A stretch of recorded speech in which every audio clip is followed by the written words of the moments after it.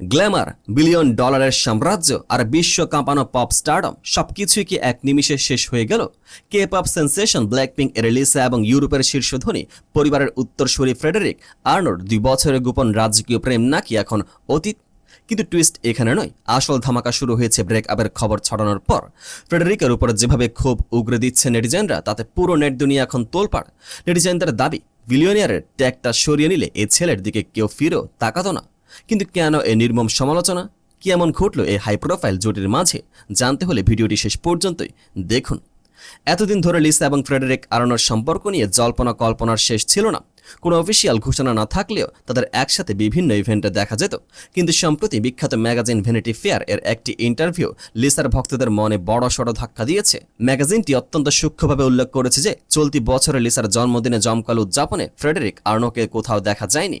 একটি বার্থডে পার্টিতে বয়ফ্রেন্ডের এই অনুপস্থিতি সাধারণ কোনো বিষয় নয়। আর ব্যাস, নেটিজেনদের কাছে জল একদম পরিষ্কার হয়ে গেছে। 2 বছরের এই রূপকথার গল্পের অবসান ঘটেছে অত্যন্ত নীরবে। লিসা হয়তো নিজের জীবনে এগিয়ে গেছেন, কিন্তু কোরিয়ান নেটিজেনরা ফ্রেডেরিককে সহজে ছাড়ছেন না।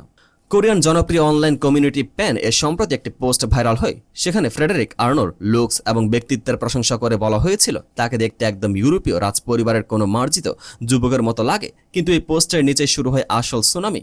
কমেন্ট সেকশনে সাধারণ মানুষ যেভাবে ফ্রেডেরিককে আক্রমণ করেছে তা রীতিমতো নিষ্ঠুর। চলুন দেখা যাক নেটিজেনদের ইনডেপথ অ্যানালাইসিস কি বলছে। একজন লিখেছেন, ওকে কি স্রেফ একজন ইউরোপীয় নেড বা বলদ ছাড়া আর কিছু মনে হয়? মানুষ ওর মধ্যে এত মার্জিত ভাব কোথায় দেখছে? আরেকজন তো আরও এক ধাপ এগিয়ে মন্তব্য করেছেন, ওকে হ্যান্ডসাম বলার জন্য আপনাদের স্ট্যান্ডার্ড কতটা নিচে নামতে হয়েছে? নাকি আপনারা জীবনে খুব কম বিদেশি মানুষ দেখেছেন? সবচেয়ে বড় আঘাতটি এসেছে ফ্রেডেরিকের পারিবারিক পরিচয় নিয়ে। একজন নেটিজেন সরাসরি লিখেছেন, যদি ওর পরিবার বিলিয়নিয়ার না হতো তবে এ ছেলেকে কেউ একটু আকর্ষণীয় বলতো না, ও স্রেফ একজন সাধারণ ফ্রেঞ্চ যুবক মাত্র। এমনকি আর্নো পরিবারের বাকি ভাইদের সাথে তুলনা করে বলা হয়েছে ফ্রেডেরিক নাকি তাদের মধ্যে সবচেয়ে কম আকর্ষণীয় এবং দেখতে সবচেয়ে বেশি ডোর্ক বা বোকাটে টাইপের। এখন প্রশ্ন হচ্ছে, হঠাৎ কেন ফ্রেডেরিকের উপর নেটিজেনদের এই তীব্র ক্ষোভ?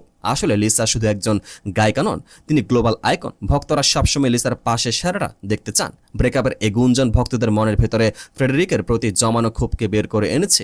অনেকেই মনে করছেন লিসার মতো সুপারস্টারের সাথে ডেট করার কারণে ফ্রেডেরিক এত লাইমলাইট পেয়েছিল, অথচ শেষ পর্যন্ত সম্পর্কটা টিকল না।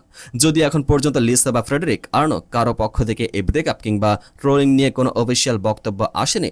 লিসা বর্তমানে তার নিজস্ব মিউজিক এবং সোলো ক্যারিয়ার নিয়ে ব্যস্ত সময় পার করছেন। তো বন্ধুরা, আপনাদের কি মনে হয় নেটিজেনরা ফ্রেডেরিক আর্নোর চেহারা এবং স্ট্যাটাস নিয়ে যে সমালোচনা করছে তা কি আসলে যৌক্তিক, নাকি স্রেফ ব্রেকআপের ক্ষোভ থেকে এ ট্রোলিং? লিসার জন্য ফ্রেডেরিক কি আসলে পারফেক্ট ম্যাচ ছিলেন না? কমেন্ট সেকশনে আপনার মূল্যবান মতামত অবশ্যই জানান। ভিডিওটি ভালো লাগলে লাইক করুন, বন্ধুদের সাথে শেয়ার করুন এবং এই ধরনের ইনডেপথ এক্সক্লুসিভ আপডেট সবার আগে পেতে আমাদের সাথে থাকুন। দেখা হচ্ছে পরের ভিডিওতে।